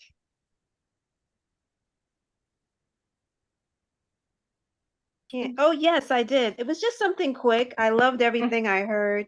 And, my prayers for everyone, and I hope everyone gets through their challenges, but embrace the ancestors. But what I wanted to say, I've been communicating with my parents and my ancestors. It's like, good morning. I give them the good morning. But I don't necessarily ask them for stuff. And maybe that's what I should be doing. Like my dad, when I know I have to fix something, like your dad, Dr. Monique, fixed everything. He knew how to fix stuff. So when I'm challenged to fix something like a plumbing situation, he usually, I usually sense, or I hear him say, get that guy, he'll do the plumbing stuff for you really well. But for other things, I'm able to kind of finesse in and be able to do it myself. But what I wanted to know, it's love, love, love. And I don't know if I should come to them with that. What do you think, Dr. Monique? Okay, so you're wanting to be in relationship. Yeah. Yeah, okay. Yeah, there's nothing wrong with that. Yes. Talk to them, particularly if you know ancestors that had long-term loving relationships. Ask those ancestors to be matchmakers. Okay. Right? Think about it. Some people will be more than happy. Good. I mean, I had a grandmother that was always trying to matchmake. She was matchmaking when you were already matched. So, she was trying to match you with the person you were already matched with. That's for you. No, she was trying to match you with the person you were already matched with. Oh, okay. She's trying to make it a deeper match, right? Mm-hmm. So when, I always say to my family members, that's the one you want to call on. You want to call on Granny. Invite Granny to help match you with the person. So call on your ancestors, whether you know them or not, that were deep in relationship, and ask them to support you with making that connection with a partner. And then there's other tools that you can use as well, but that's one that you can really get started with by having that conversation. And if you feel a real beautiful connection with your family, your parents, you can ask them, to bring this relationship to you. But definitely go back a few generations. Like, I'm getting 4 or 5 generations back, and just inviting those ancestors to create relationship with you. See them in ceremony, around relationships, and then see you bringing that ceremony into your own experience. And they're waiting to make that connection. They're like, as soon as you start talking, they're like all excited. They're ready to help. Yeah, I have thousands of them. They're all around all the time. Yep. Yep. They Yeah. love the Start. music I play. They love when I sing, I dance, I celebrate them, I celebrate me. They love it. Yeah. Okay, well now you've already established the relationship. Now it's Yeah, I time for have. you to engage in that relationship in a way that also supports you, and that will make them even more excited because now they get to do even more with you. Okay. Well, thank you, Dr. Monique, You're and thank you, Alara, for all the wonderful people that you bring on. They're all great. Yes. Thank you so much, Gail. Blessings and love to you both. Blessings to you. Thank Thank you, you. Gail. You too. All right, we're going to take a few questions from the chat really quickly. Chris was asking, can you tell me which ancestor I can call on to help me with my current health issues which are interfering with my freedom? Okay.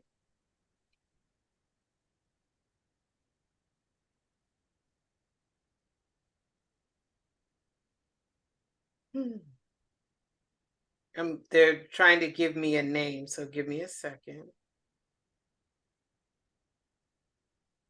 The name that's coming is Mona. So Mona was a healer in very ancient times. And Mona has been really working at pushing the healing energy out through the family lineage for multiple generations. She's saying there are multiple healers in the family, but the healing didn't necessarily continue. So invite Mona to be with you in your healing.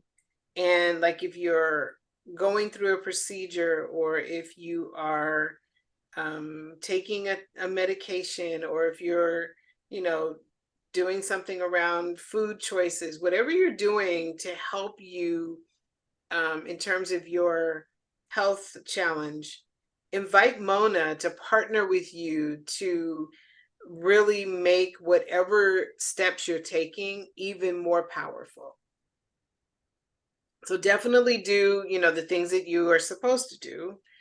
Follow your medical advice. I'm not saying don't do that. Definitely do that. But invite Mona in to really intensify whatever it is that you are doing to take steps to your healing naturally. And Mona Awesome. is that healer in your lineage. Awesome. So Chris, let us know how that resonates with you. And yes, definitely call on Mona. Okay. Zila had to go, but she said, I finally manifested a safe place to live for winter, but I have this fear that something something will go wrong. Either I will be perceived as doing something wrong or be betrayed somehow. I have a big compassion heart and only want to bring good to the situation. Can you ask my ancestors how to proceed, please? Yeah, one of the things that you definitely would want to work on is that betrayal story. That is a betrayal story that didn't start with you. It's a betrayal story that has been passed down from generation to generation to generation, and started about 7 generations back on both sides of the family with some land and property stuff, and which is probably why this is showing up now for you. Healing that would be something that would be very good for you to focus on. In the meantime, the ancestors that can help you are ancestors who are ancestors of the land. Interesting. We're looking for you at, the blood ancestors and healing the betrayal, but really looking at the ancestors of the land where you're living, and asking them for support and guidance, honoring the ancestors of the land, maybe going out and saying a prayer, planting a plant if you can somewhere, flowers, or bringing a pot of a potted plant if you can't plant something in the ground, and placing it there as an offering to the ancestors of the land to create peace where you are. And this is, this is a part of the ancestral connection too. We often talk about the blood ancestors, but there's other ancestors that can help you too that are not blood related. In this case, for you, it's asking the ancestors of the land to create peace within that property that you are on and to bring continued peace to that property. And that will help as well.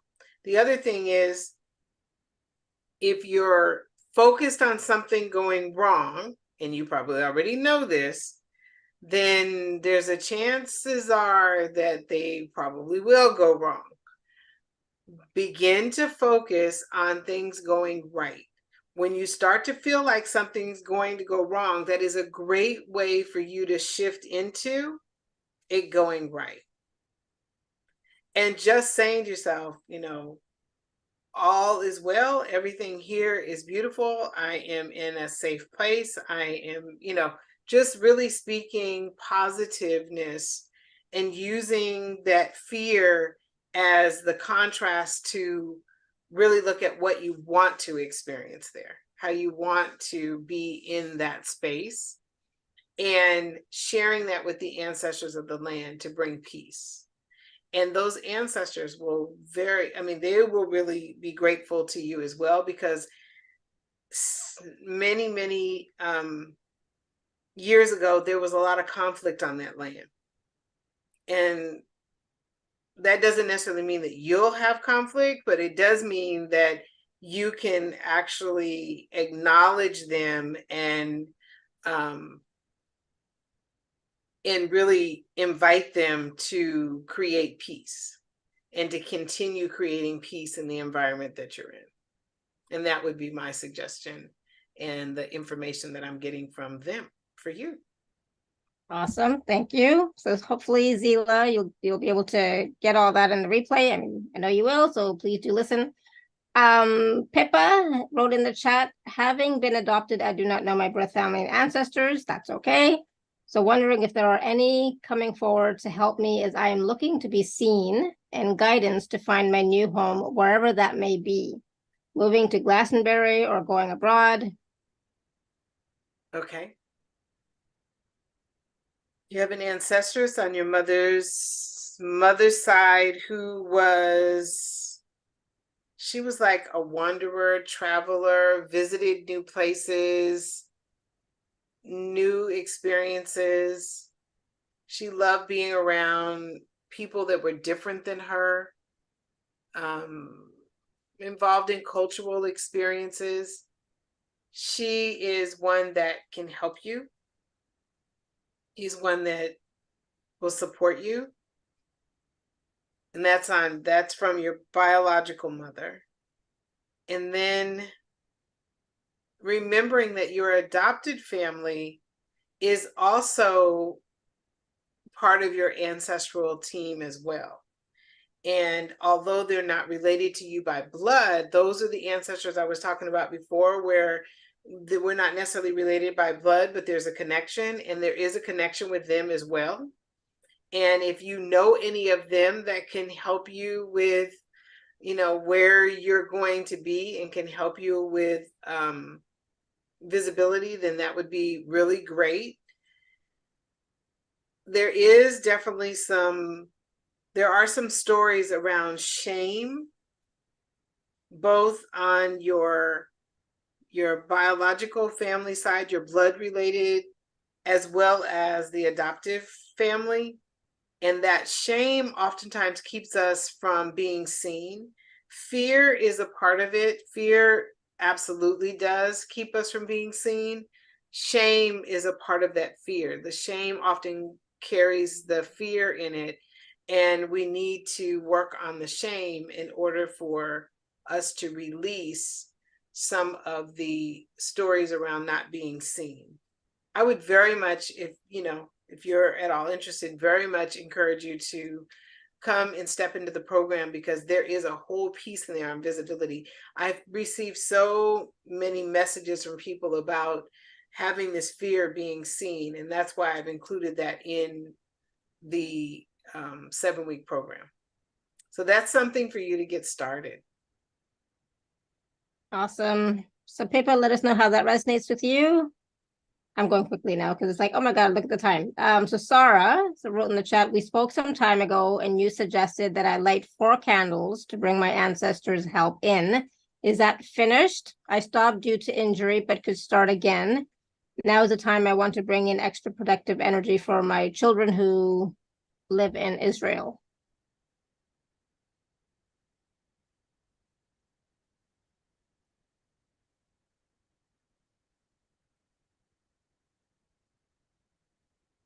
Well, and if she's still on, how many children?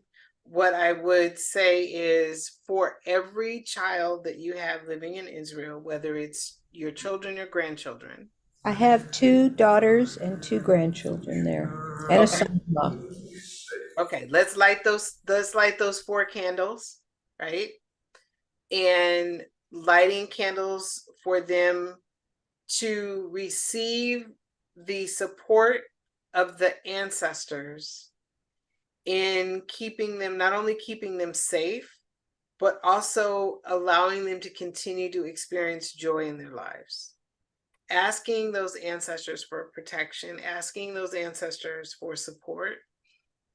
And so, yes, going ahead and starting again with the lighting of the 4 candles.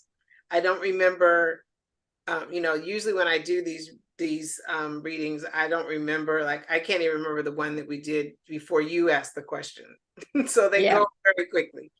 But I don't remember what the 4 candles were for, but I can tell you what they are for now. And that is for your children and your grandchildren to be a light for the ancestors to continue to bring them blessings and joy and a connection for them and helping to keep them safe. So those ancestors will come through. There are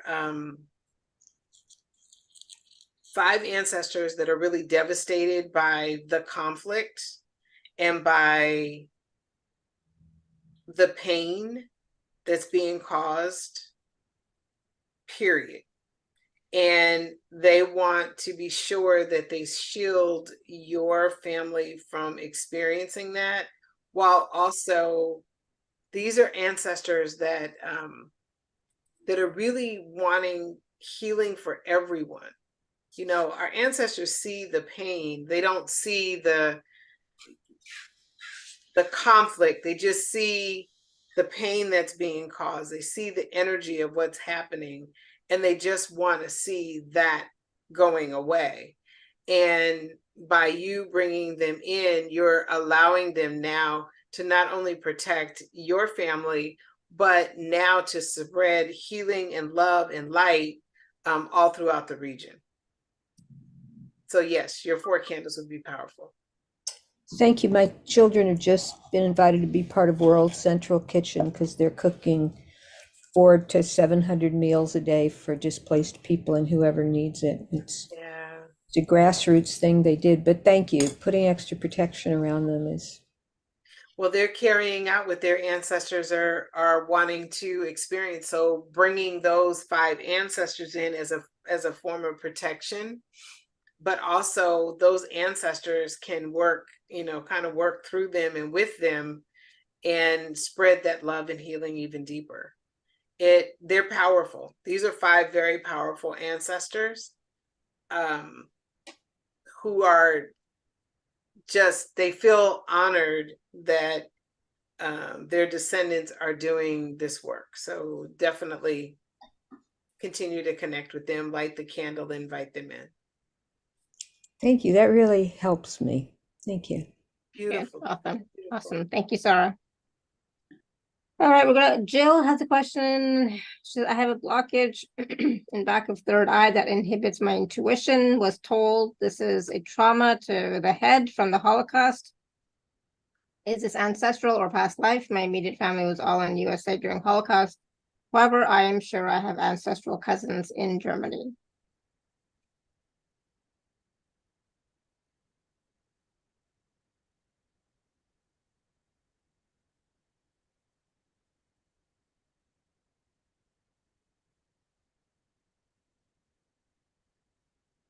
I'm definitely sensing that it is an ancestral piece, but I'm also getting that there is some past life in there as well.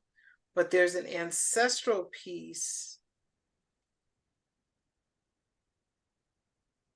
where there were ancestors that were deeply affected by the Holocaust. And you had some ancestors that really stood up and were brave during that time and courageous and spoke out. And that created some trauma for them. And so that was a problem. Here's the thing. They are not, they're not blocking your intuition though. They are, yeah, they're not blocking your intuition, but there is a healer in your family lineage that is basically telling me that you can connect with her to increase your intuition. And it's interesting because she's saying, don't refer to it as a block. Refer to it as a way to strengthen your intuition. Because she's saying that as you refer to it as a block, it's further making you feel like your intuition just isn't there. And now allow these ancestors that were courageous and brave and spoke out to be a part of your team to support you with deepening your intuition.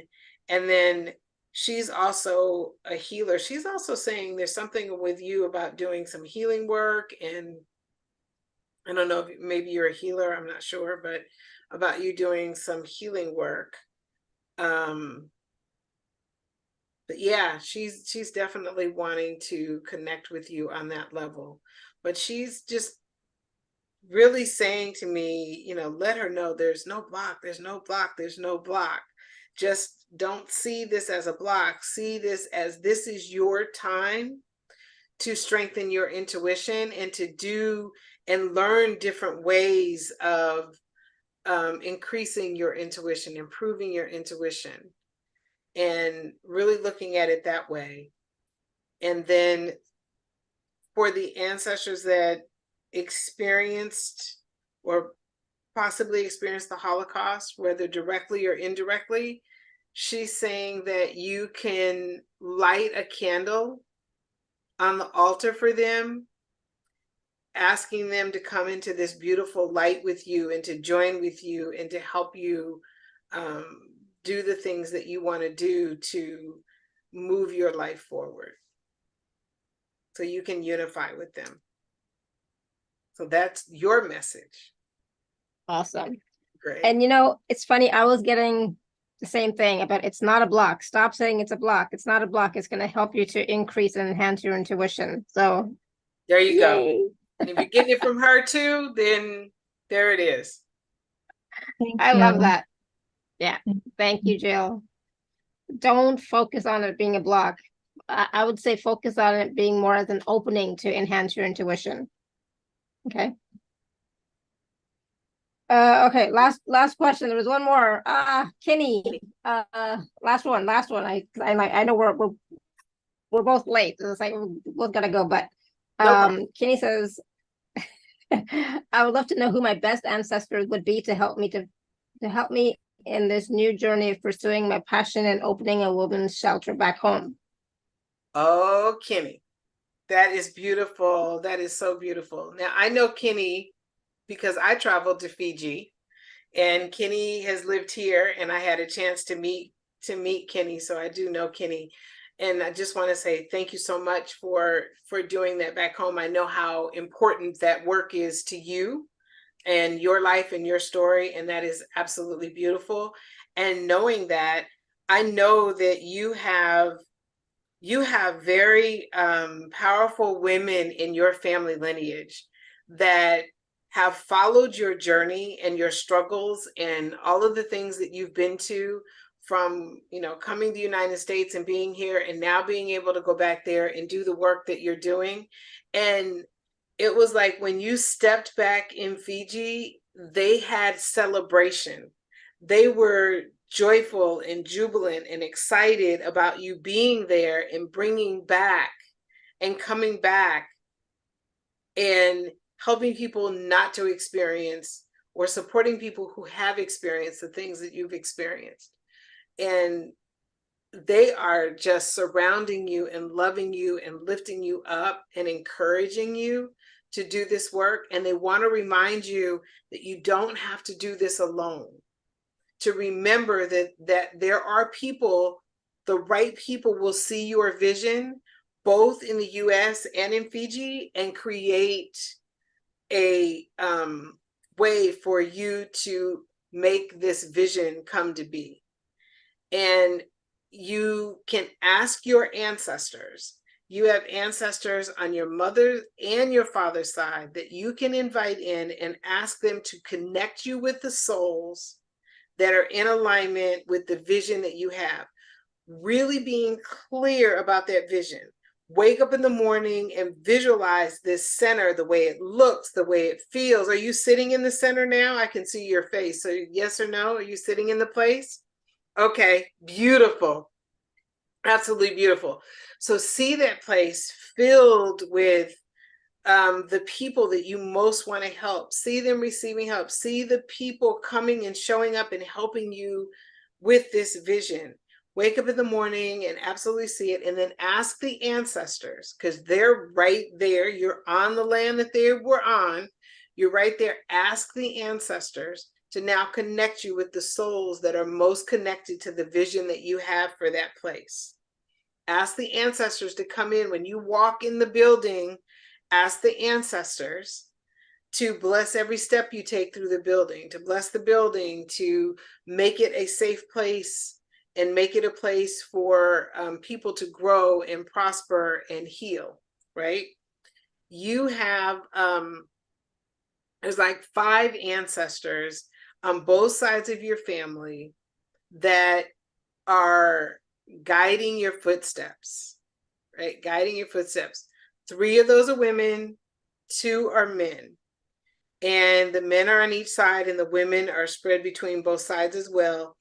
And they are like they're in that space. They're in that space with you already. You just have to invite them to now be a part of this vision even more. And the way you do that is by doing your visioning work, by spending some time, closing your eyes, taking this vision, and then inviting them to be a part of it. You may even want to do something to honor the ancestors in a part of the building, right? For the, you may do something, I'm seeing something with maybe sand, water from the ocean,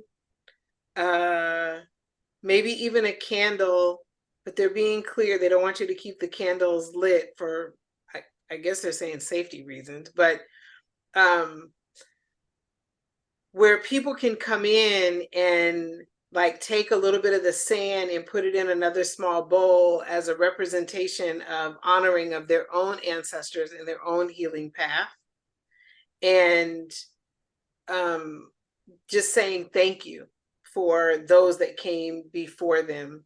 And, you know, even saying a blessing for your ancestors would be really helpful when you're, you know, walking through your place. But this is a very powerful step that you're taking, and you do have a group behind you. Now it's asking them to connect you to the people that can help really make that space the place that you really want it to be. And I just, once again, want to say how incredibly amazing it is that you're going back and doing this in your home. So this is beautiful. Awesome. Wonderful. Thank you, Kitty. Great job. She was here before I got here, or about the same time. So she's been on the call for a long time. Oh, nice. I missed one by Sunita. She really wants this question. She wants to ask this question. She said, can I ask also for my brother? He had 3 weeks ago a TIA, brain attack. How can I help him? He thinks that it comes by youth trauma. What you got? That's coming on father's side. Connect with David, who is 3 generations back, father's side, and ask him to support your brother. That's the quickest that I can do, but ask him to support your brother. Awesome. Good. Thank you. So work with that ancestor, Sunita, and ask him to help you, okay? And support your brother. And of course, go back and listen to what Dr. Monique said to Cindy as well. There might be some information, some wisdom in there as well that could help you and your brother as well, okay? Awesome. Thank you so much, Dr. Monique. You're wonderful, like always. So spot on. So any last words of wisdom for us from the ancestors? So we've had so much. The last words of wisdom that I have for you is make the connection. Know that you're safe. Know that they're supporting you. Know that they're around you, and know that that is another source of support with you, for you, along with your spirit guides and your angels and your own soul's guidance. Those are all a part of this team, this spiritual team that can help you take this journey in life and create more joy and love and abundance in all areas of your life, prosperity, if that's what you need, to fulfill the projects that you have. Know that they're available. Know that they're there. Just call up on them and ask them. And one of the last things too is oftentimes we'll hear that we have this problem or that problem, or there's this spiritual problem or that spiritual problem. And that can be helpful because it gives us the information that we need in order to create some healing in our lives. But also remember that we also have a lot of things about us that are not wounded, right? We have a lot of ancestors that aren't wounded, and we can tap into that place as well to help us overcome anything that we're experiencing.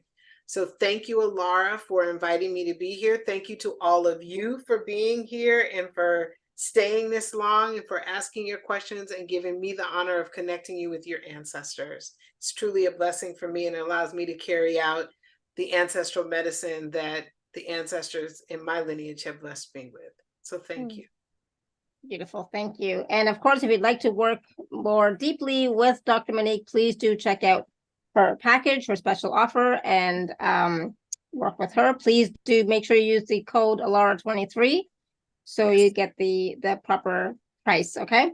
And also, tomorrow's show is going to be at 11 a.m. Eastern. This is the one from Wednesday. It got postponed to Friday because she did not have power. So please do join us for that on Friday. And of course, I am finally back doing my own call. So please join me for the DNA activation upgrade on Sunday. So, and of course, we have another show on Saturday. It's a crazy week. So I'm so glad that you were all able to make it here today. Enjoy, go back and watch and listen to this show because there's so much wisdom. Like I said, there's always so much wisdom that comes through when Dr. Monique is talking, not just from the conversation, but from the readings that she's doing. And that wisdom is not just for the person who was asking, it's for all of us. If it resonates with you, then definitely try and use those processes, tools, practices, etc. And as well, Dr. Monique gave us many processes before we went into the readings as well. So please do go back and watch and listen and start to use them, start to integrate them, and start to create that relationship with your ancestors, the healed, happy, kind ancestors, okay? So that's your focus, the happy, healed, kind, etc. Ancestors. Okay, so please do start working with them, include them in your life, and it's simple. Like there's so many processes, but I love that one of the water. The night before, asking a question, having a little bit of water beforehand, and in the morning, waking up, having the water again, and then just writing down whatever messages, information you get. it's a process, right? So it's not going to be a full page story the first day, but it's be something, right? That and just honoring your ancestors, again, it's just lighting a candle, having some water, talking to them. That's it. You don't need to know their names. It doesn't matter. Just, again, healthy, happy, healed ancestors. That's who you want to work with, right? Thank you so much, Dr. Monique. It's always a pleasure. We always learn so much, and you always bring these new processes, as well for us to help us connect with our ancestors and the ancestral wisdom that's always there to help us, to guide us, to help us on our journey to move forward so that we can all be happy and thrive. So thank you, thank you, thank you. Thank you. And everybody for all your questions. Thank you. Thank you. Thank you. So appreciate it because of your questions, we were able to bring through all these wonderful processes. So thank you. Thank you. And the wisdom. Yeah, so this replay will be out in a little bit. Since it's 2 hours, it'll take a bit of time to process. So until then, until next time, may you continue to be blessed with an abundance of joy, peace, love, happiness, prosperity, and radiant health. Sending you all so much love and blessings always. Bye, everyone.